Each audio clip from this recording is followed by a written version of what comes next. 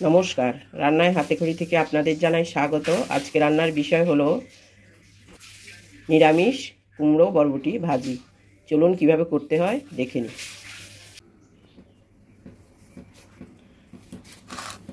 নিরামিষ বরবটি কুমড়ো ভাজা করার জন্য আমি এখানে কুমড়ো এক ফালিকে সুন্দর করে ধুয়ে তারপরে এরকম ছোট ছোট করে কেটে নিয়েছি। এই সামান্য অর্ধেকটা আলু ছিল, ওটাকেও আমি এর সঙ্গে দিয়ে দিলাম। আর বরবটিটাকেও আমি ধুয়ে পরিষ্কার করে তারপর আমি এই সাইজ করে প্রায় একই সাইজ করে কেটে নিলাম। এবার রান্নাটা শুরু করছি। কড়াইতে তেল দিয়েছি, তেল গরম হয়ে গেছে, আমি দিয়ে দিচ্ছি কালো জিরে ফোড়ন।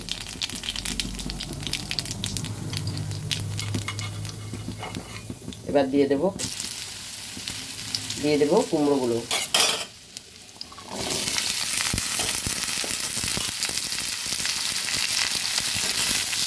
আলুটা আমার ঘরে কাটা ছিল বলে দিয়ে দিয়েছি, এটা সম্পূর্ণ অপশনাল, না দিলেও চলবে।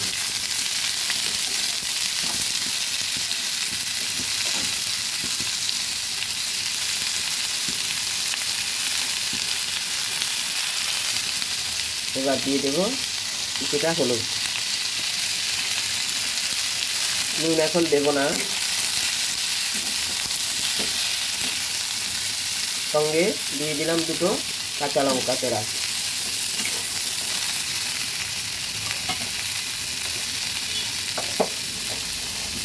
নেড়ে চেড়ে এবার বরবটিগুলো দিয়ে দিচ্ছি।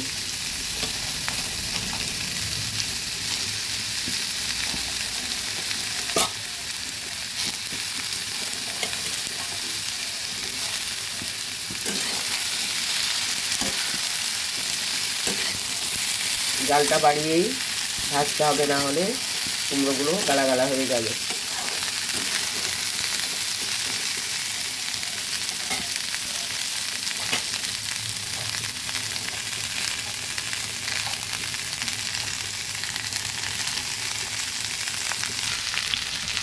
একটু কেটে দিয়েছিলাম, ঢাকাটা তুলে দেখছি, আবার একটু নেড়ে চেড়ে দিচ্ছি, আবার একটু হালকা ঢেকে রাখবো।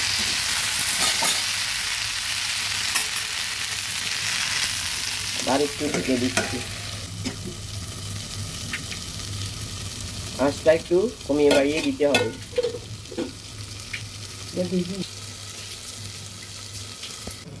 ঢাকাটা তুলে দেখছি।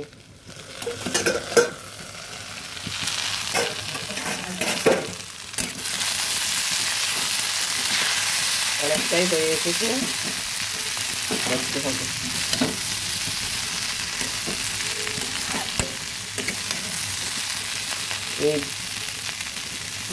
এই কুমড়ো বরবটি ভাজিটা একটু সময় দিয়ে করতে হবে। অতিরিক্ত জাল দিলেও আবার পুড়ে যাবে, আবার কম জাল দিলে গালা গালা হয়ে যাবে। মিডিয়াম একটু বাড়িয়ে কমিয়ে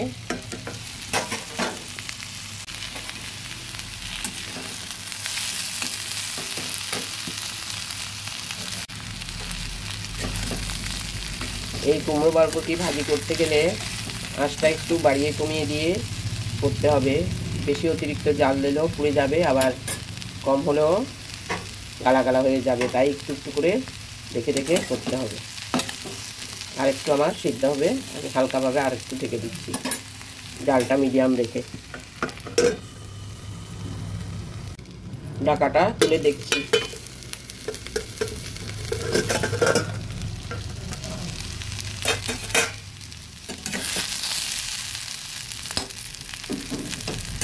আর একটু হবে।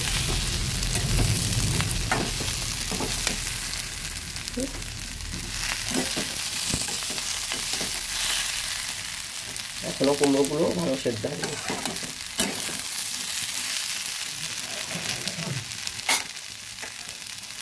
আবার ঢেকে দিচ্ছি। ঢাকাটা তুলে দেখছি। হ্যাঁ, আমার কুমড়ো বরবটি ভাজিটা সম্পূর্ণ হয়ে গেছে।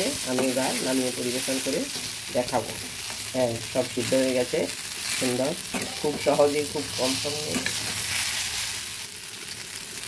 খুব সহজেই নিরামিষ দিনে কেন যে কোনো দিনেই আপনারা রুটি, পরোটা বা ভাতের সঙ্গে, গরম ভাতের সঙ্গে খেতে পারবেন, করে দেখবেন, খুবই ভালো লাগবে।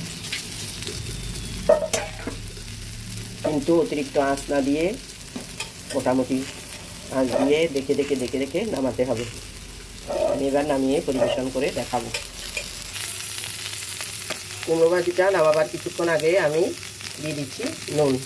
আগে নুন দিলে কুমড়োটা বেশি সেদ্ধ হয়ে যায়, সেই জন্য একটু পরেই দিচ্ছি। দিয়ে দিলাম পরিমাণ মতো নুন এবং হালকা একটু চিনি।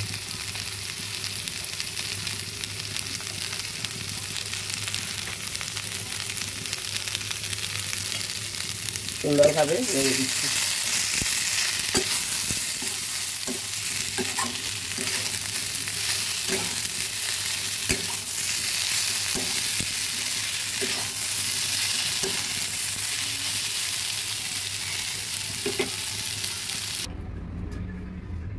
আমার কুমড়ো বরবটি ভাজিটা হয়ে গেছে, আমি পরিবেশন করে দেখালাম। দেখুন কত সুন্দর হয়েছে, একটুকু গালা হয়নি, অথচ সিদ্ধ হয়েছে।